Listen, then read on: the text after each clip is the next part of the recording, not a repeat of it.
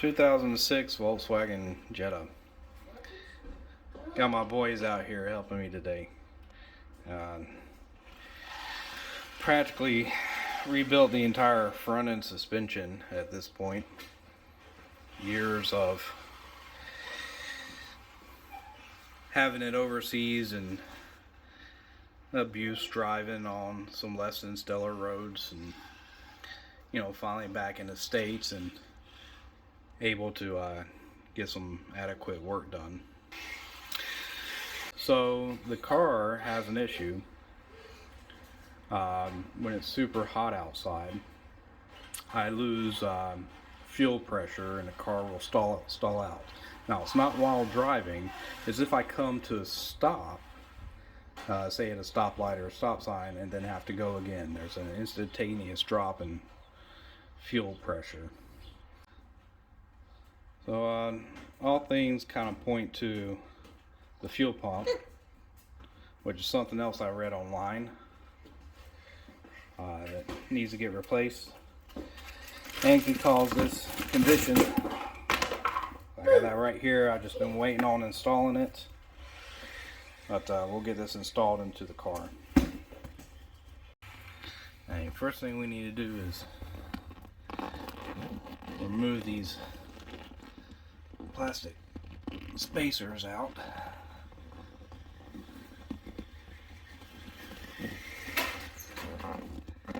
Should be 4 total. I'm glad you like that RC car, buddy. Yeah, probably gonna need to go to hands-free on this. Use 2 hands, so give me a second. You can see the channel that that bar follows is getting this pushed up and then turning it to where they will come out. But got all 4 of them out. Next is going to be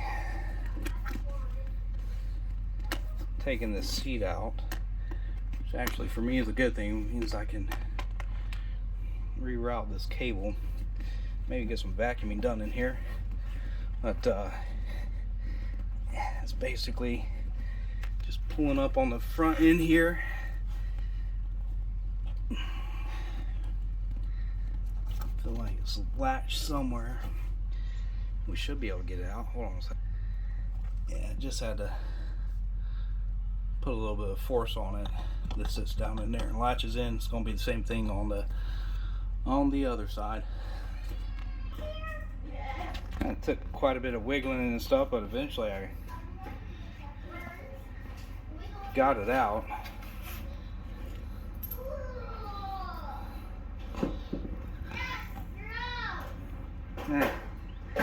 We're gonna, yeah, it needs to be vacuumed out in there. We're gonna vacuum out for a minute and then I'll be back. Okay, what I'm looking for now is right underneath here. Yeah, it's rather nice. I bought this car brand new. It's actually a half-year model, 2005. Is when halfway through 2005 when they first started production on these. But nothing like the 94 Mustang that I had before this. SN95 is that series, but I had to drop the tank to get to the fuel pump on this. Volkswagen's rather nice. You just get out the back seat and you're on your way. So kind of like that. Got a feeling this is going to have to twist off and come up, so I'm going to go hands-free, come back and tell you what I did. Okay, so what I actually did was I carefully pulled this out and then got a couple fingers underneath this plastic lid and just pulled up. See some arrows on there. Probably should have taken note of the placement of that arrow. Oh yeah, it's going to be straightforward. That's what that arrow represents. Okay, we have to take this retaining ring off, this connector off, these fuel lines off. And this is incredibly dirty. I don't want to get a whole lot of dirt down into my fuel tank, so I'm going to vacuum this all out as best as possible. Okay, so the connector's going to have a pull tab, and then I think I see a little catch in there that I'm going to depress to rock this off. And then our fuel lines, they should be compressed on both sides. There should be a thing I can push in, and I should be able to pull those off. So I'm going to do that and then come back and show you where to put pressure. Okay, for the wiring harness going to this connector, I had to pull this tab upwards. You can see it slide down and up, but after I pulled it upwards, I used a small Allen key to slip down right behind this top point right up there, and then put a tad bit of pressure on this center tab, and then I was able to get it over this little tab right here, and the connector was able to slide up. Given how dirty all this is, before I reinstall, I'm going to use some contact cleaner on this connector and stuff, just to flush it out.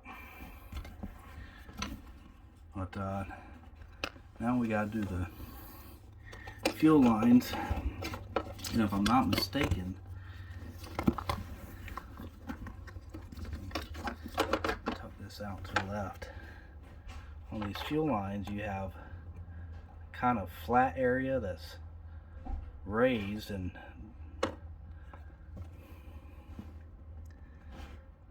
see if I can turn on my light.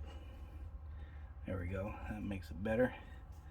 You see how you have this raised flat area here,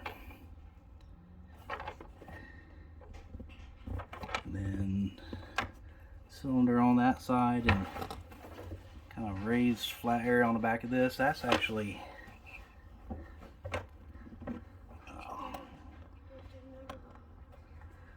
oh, wait a second, I stand corrected. There it goes.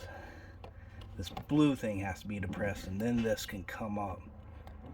So that's what I'm looking to do. It's going to be the same thing on this side, although it doesn't look blue. It looks like it's just black. But anyways, that's got to get pushed in, and then this can come right on up. One thing I should have annotated to you is just remember, you're dealing with fuel lines, and when you disconnect there, it's going to be just a tad bit of fuel pressure in there.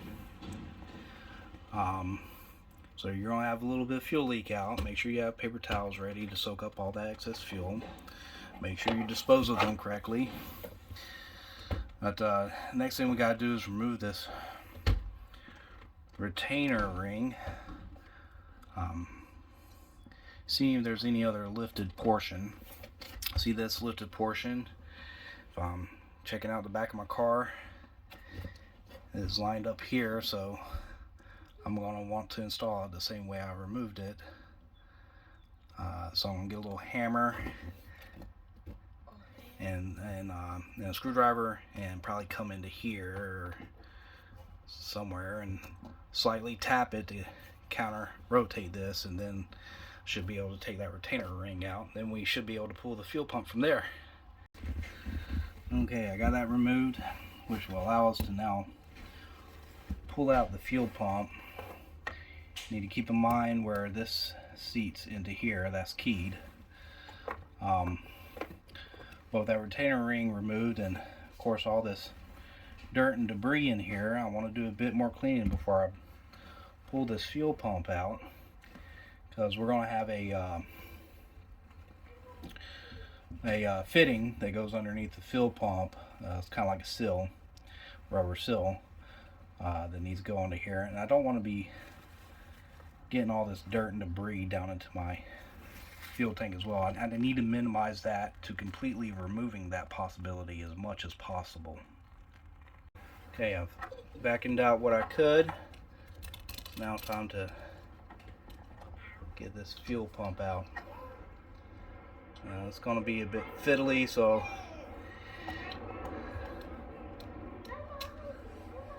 I am definitely going to have to use both of my hands. Alright, and please don't take this as a exactly how to do these things. Pretty sure there's better ways. I probably should have been wearing gloves, but expect when you pull the tank out. Now, I didn't do a good job. I got some dirt down in the gas tank. I'll try to filter that out with something in a second, but there goes the O-ring that I was talking about. It's going to go on the lip of this to seal it up, but make quite a bit of mess with quite a bit of gasoline spilling out everywhere. I had to hold the pump above here and just let it drip out as much as possible until I was able to tip it, which is probably when I introduced a bit of dirt into the tank to get as much fuel out of the pump as possible into there. But yeah,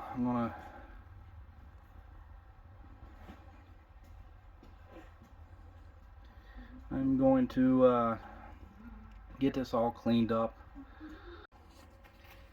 I had to take a break and send the boys back inside.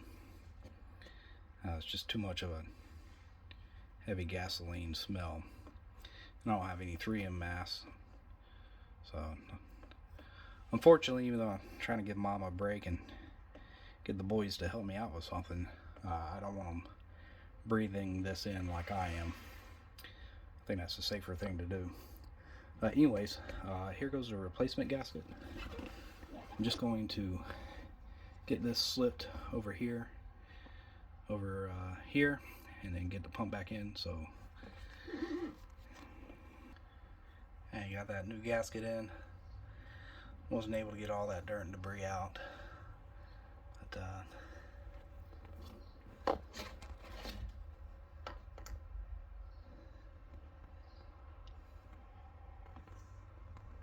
I think the filter will do its job and keep that at bay. I'm not gonna stick my hand down in there and submerge it just to get a little bit of dirt out. Now I got to get this new pump back in. That tab lined to that spot right there. Okay, got it pressed in there pretty well. I'll go ahead and reattach the hose. 1, 2. Ooh, yeah, contact cleaner. Yeah, sprayed down the connector with a little QD cleaner. It's fast evaporating, so it should be good. We're just going to start reinstalling everything in reverse. Starting off first with the cover. I lied. First thing we gotta do is this retainer. So that's gonna be the first thing to go in, which means I gotta take all this stuff back off. What a dumb thing to do. Alright, now the sill back in. We'll put everything back together. Man, that was a pain in the butt the second time around.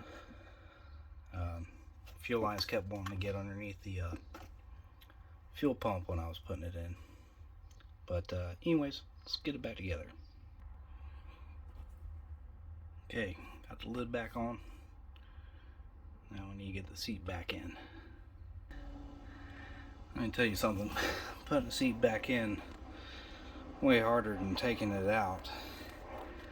If I could suggest everything, try to get this seat in here good enough to where you can start working your seat belts first, feeding them in, and then there are 2 metal tabs, not just the locking tabs up front, one here, one on the other side.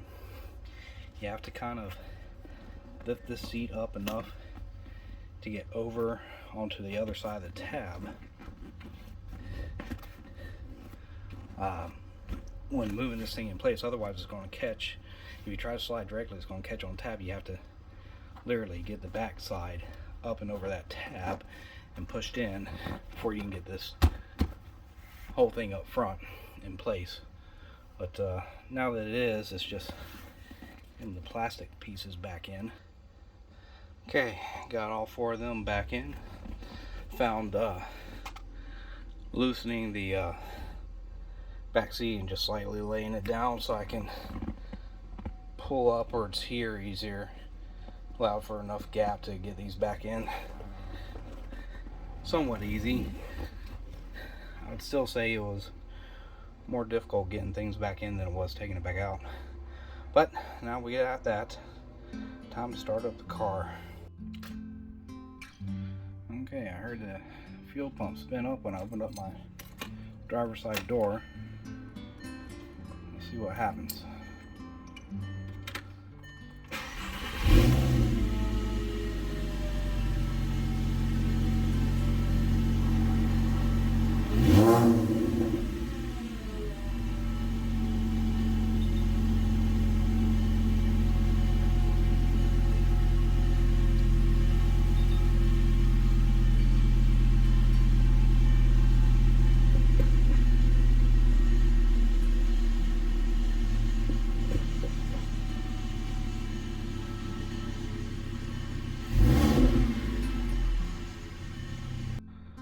Well, that's going to do it for this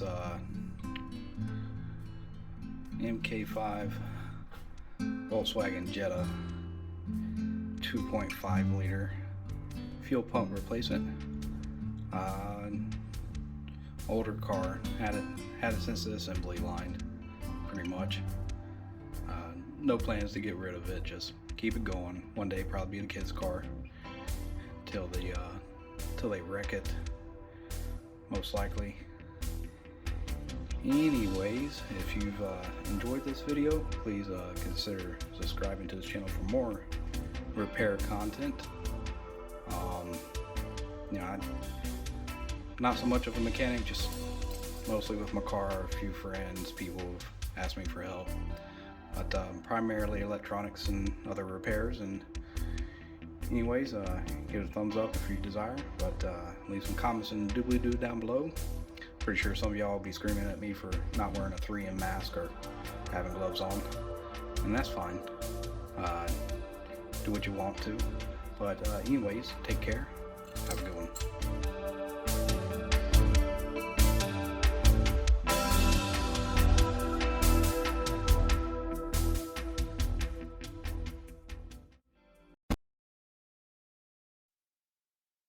Bart?